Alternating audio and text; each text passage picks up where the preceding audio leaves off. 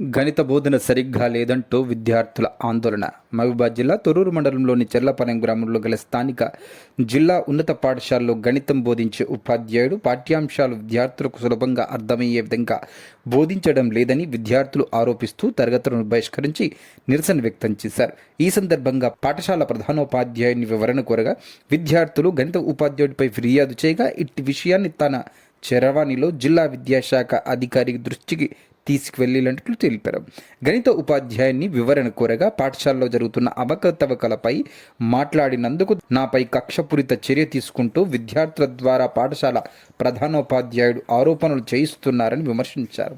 తనను పాఠశాల నుంచి తొలగించడానికి ప్రధానోపాధ్యాయుడు పథకం రచించాడని ఆయన పేర్కొన్నారు. ఈ ఘటనపై విద్యాశాఖ అధికారులు సమగ్ర విచారణ జరిపి నిజానిజాలు తెలపాలని, పాఠశాలలో పారదర్శకతకు కాపాడాలని అధికారులను కోరారు. తనను వ్యక్తిగతంగా టార్గెట్ చేస్తూ ఇబ్బందులకు గురి చేస్తున్నాడని ఆవేదన వ్యక్తం చేశారు.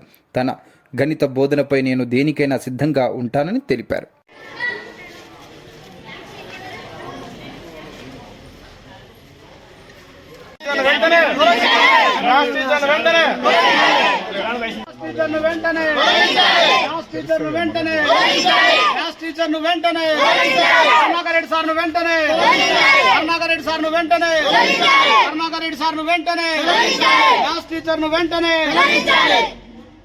కోయేటి శ్రీ విద్యా నుంచి చెర్లపాలెం జెపిపిహెచ్ఎస్ హై స్కూల్లో చదువుకుంటాను. అన్ని సబ్జెక్టులు అర్థమవుతుంది కానీ మ్యాథ్స్ ఒకటి అర్థమవుతలేదు.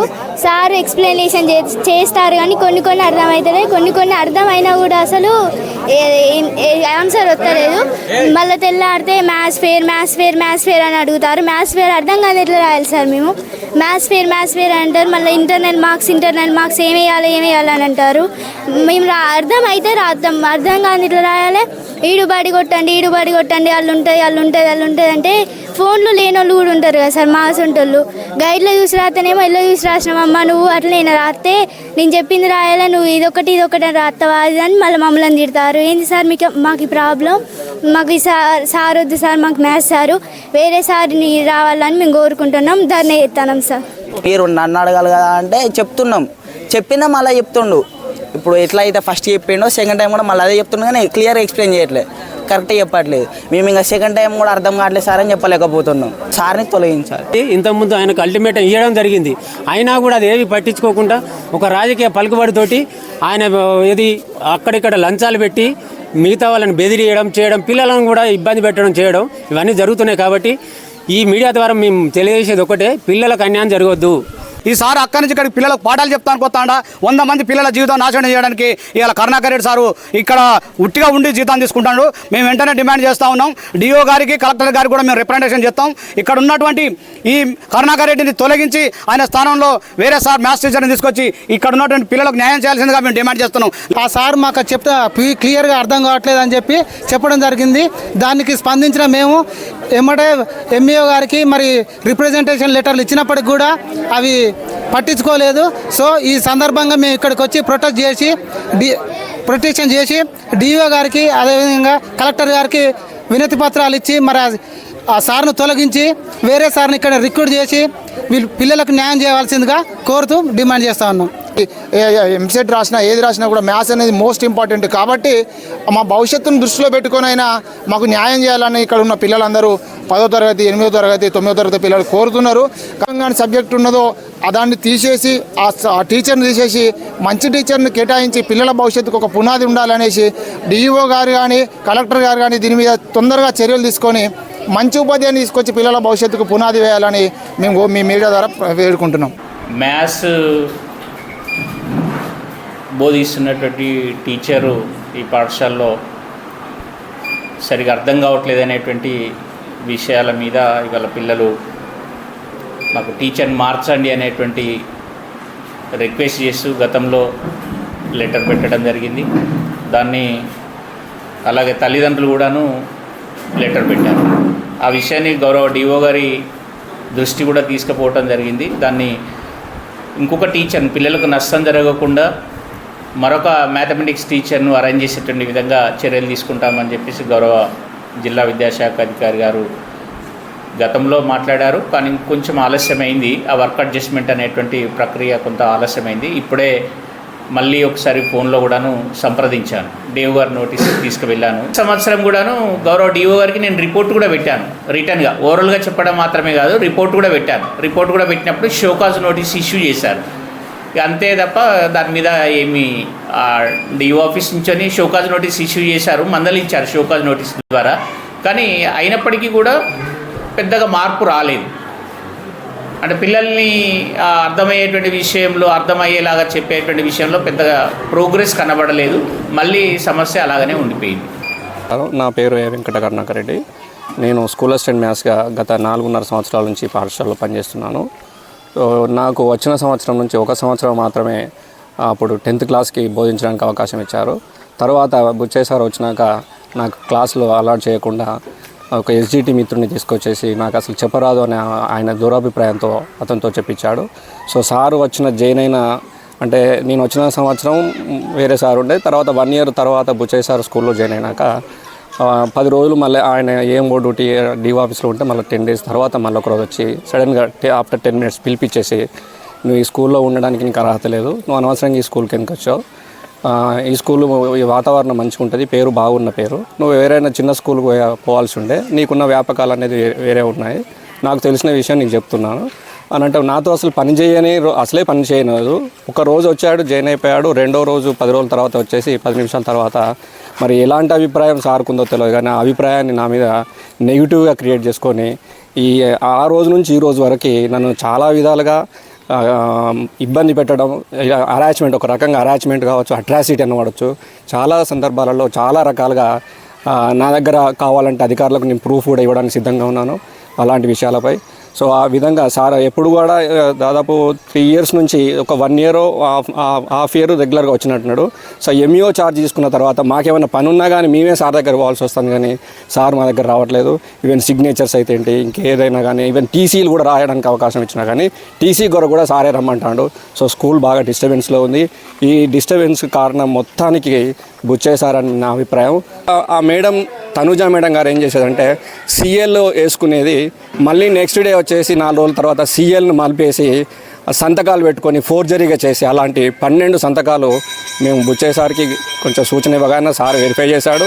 12 సంతకాలను 1 year లాస్ట్ 2025లో జనవరి టు డిసెంబర్ వరకు 12 సంతకాలను ఫోర్జరీ చేశారు మేడం గారు. చేసినప్పుడు ఆ మేడం ఎటువంటి చర్య తీసుకోకుండా నువ్వు ఇన్ఛార్జ్ నుంచి పక్క పెట్టేసి జయపాల్ సార్కి ఇన్ఛార్జ్ ఇవ్వడం జరిగింది. మరి అది క్రిమినల్ కేసు అయినా కానీ క్రిమినల్ కేసు కూడా సార్ ఎటువంటి చర్యలు తీసుకోకుండా ఆమెను తప్పించడంతో మళ్ళీ అదన్నీ నా మీదకే నెట్టేసే ప్రయత్నాలు చేశారు. నేను ప్రతి మాట్లాడే మాటని ఎవిడెన్స్గా మీకు ప్రూవ్ చేపిస్తాను. నేను ఏది మాట మీకు ఇచ్చిన మాటని ఖచ్చితంగా మీకు ప్రూవ్ చేస్తాను. ఎటువంటి వెనుకడుగు వేయను మాటలలో. ఎవరినైనా కానీ మా ఇంట్లో అయినా ఎవరినైనా కానీ తప్పు అంటాను. నాకైనా కానీ తప్పును నేను ఎప్పుడు నా వైపు వేసుకోను. నేను తప్పు చేస్తే తల వంచుతా. నేను ఎందుకైనా ఇంతమంది వచ్చినా కానీ నేను భయంగా లేకపోవడం నా వైపు తప్పు లేదు.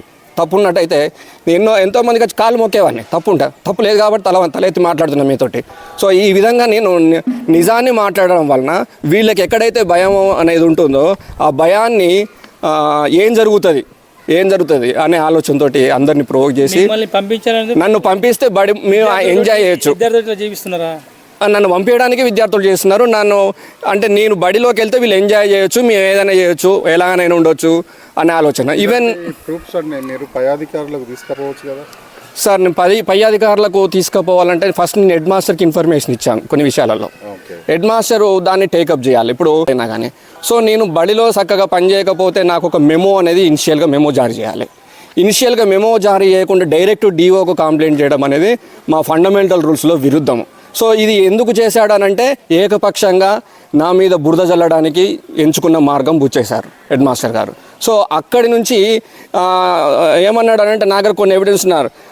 నన్ను పిలిచి ఏం మాట్లాడానంటే నువ్వు బల్లి ఉండొద్దు, సస్పెండ్గా నేను కంప్లైంట్ ఇచ్చిన కదా, నువ్వు ఆన్సర్ రాయి, నా తప్పైందని రాయి, నేను సస్పెండ్ చేపిస్తా, రేపే 2 రోజులలో నీకు లిస్ట్ తెప్పిస్తా, వేకెన్సీ లిస్ట్ తెప్పించేసి నీకు నచ్చిన ప్లేస్ ఇప్పించినాక నీ జీతం కూడా వేస్ట్ కాదు. అంత హరాస్మెంటు, అంత అట్రాసిటీ ఒక ఉద్యోగిని కించపరిచి మాట్లాడడం అనేది అట్రాసిటీ. ఈ అట్రాసిటీ హరాస్మెంట్లో భాగంగా నేను చాలా నలిగిపోయాను సార్. అయినా కానీ నా వైపు తప్పు లేనప్పుడు నేను ఎంత దూరమైనా వెళ్తా. బుచ్చయ్య సార్తో కూడా అన్నా, సార్ నేను తప్పు చేశానని మీరు భావించినట్టయితే నా మీద కంప్లైంట్ చేసుకోండి, ఏమైనా చేయండి, నేను సిద్ధంగా ఉన్నా, ప్రతిదానికి నేను పోరాడతా సార్. తప్పు లేనప్పుడు నేనేం ఉండదు, తప్పు లేనప్పుడు మాట్లాడాను చెప్పండి సార్. చేసిన దానికి నా యొక్క సబ్జెక్ట్ని ప్రతి సంవత్సరం కంట్రోల్ చేసుకుంటూ నన్ను చెప్పనీయకుండా నన్ను ఇబ్బంది పెడుతూ స్కూళ్ళకి వెళ్ళి ఏ రోజైనా ఈ విధంగా చేస్తే ఎల్లగొట్టడానికి అవకాశం ఉంటుందనే ఒక మార్గాన్ని ఆయన జైన్ అయిన రోజు ఈ ప్లాన్ రచించుకొని ఆ రోజు నుంచి ఈ రోజు వరకు నాపై కక్ష కడుతూ నన్ను ఇబ్బంది పెడుతూ ఉన్నాడు. దీన్ని మా యూనియన్ వాళ్ళకి చెప్పాను కానీ సరే ఇక్కడనే మాట్లాడుకుందాం అంటే, బుచ్చయ్య సార్ అంటే నాకేందంటే సీట్ని గౌరవించే అవకాశం ఒక వ్యక్తిగా అవసరం లేదు నాకు. సీట్ అనేది ఒక హెడ్ మాస్టర్, నాకున్న పైన ఒక వ్యక్తి ఉన్నాడు. సో ఆయన తప్పులు చేసిందా రైట్ చేసిందా అనే తర్వాత కానీ సీట్ను కావడానికి కొరకే మీరు అన్న క్వశ్చన్కి నేను అధికారులకు కంప్లైంట్ చేయలేదు. సో ఈ రోజు నాడు ఈ విధంగా సారు అందరినీ ప్రొవోక్ చేసి పిలిపించి మీతో మాట్లాడే వలన సార్ గురించి నేను మాట్లాడడం జరిగింది. ఇంకొక ఎగ్జాంపుల్, నిన్న సర్పంచ్ గారు వచ్చినప్పుడు కూడా సర్పంచ్ గారితో కూడా అన్నారు, మీ లెటర్ ప్యాడ్ మీద సార్ మీద పిల్లలతో మాట్లాడారు కదా, రాసి కలెక్టర్ కంప్లైంట్ చేయండి, యాక్షన్ తీసుకుంటాడు అని అంటే, మరి అది నిర్ణయించుకోవాల్సింది సర్పంచ్, కానీ ఆజ్ఞ వేసింది హెడ్ మాస్టర్ సర్పంచ్ని. సో ఈ విధంగా నా మీద కక్ష కడుతూ ఇబ్బంది పెడుతూ చివరికి మీకు ఈ స్కూల్ నుండి ఎలగొట్టాలని ప్లాన్ చేస్తాను అందరి విషయం. ఖచ్చితంగా సార్, ఖచ్చితంగా మీరు అధికారులకు ఇవన్నీ ప్రూఫ్స్ నేను నా మీద యాక్షన్కి వచ్చినప్పుడు నేను ఇస్తాను సార్. నేను డైరెక్ట్గా తప్పు కదా, మీరు స్కూల్లో ఇవన్నీ జరుగుతూ ఉంటే మీరు కూడా ఒక ఉపాధ్యాయుడిగా మీరు న్యాయం చేయాలి కదా. చేయాలి కానీ సార్ నాకు నా మనస్తత్వం అది కాదు. ఇప్పుడు మీ మీద ఎలిగేషన్స్ వస్తాయని మీరు ఇప్పుడు మీ అన్ని మీడియాకి చెప్తున్నారా?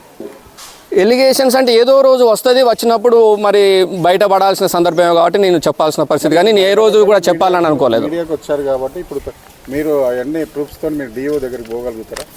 వెళ్తాను సార్, తప్పకుండా వెళ్తాను. డిఓ అయితే ఆర్జేడీ ఉన్నాడు, ఆర్జేడీ తర్వాత డిఎస్సి ఉన్నది. ఎక్కడికైనా కానీ నేను నిర్భయంగా పోరాటం చేస్తాను. నేను సక్సెస్ అవుతానని అనుకుంటున్నాను. స్కేల్ తీసుకుంటాను కూడా అన్నాను. తర్వాత రెండోది ఏంటంటే ప్రతిరోజు పిల్లలు నాకు ఆన్సర్ చేస్తారు.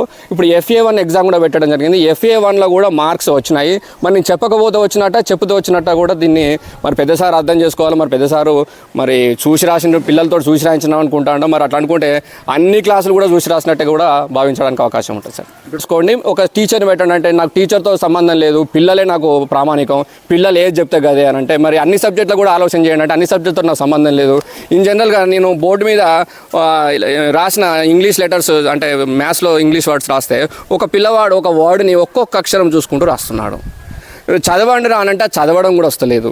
మరి లోపం అనేది మీ సబ్జెక్టులో ఉన్న తర్వాత తెలుగు, హిందీ, ఇంగ్లీష్లో ఉన్న తర్వాత నీ మ్యాథ్స్ వానికి చెప్తే ఏ విధంగా అర్థమవుతుంది కూడా మీరు ఆలోచించాల్సి ఉంటుంది అధికారులు.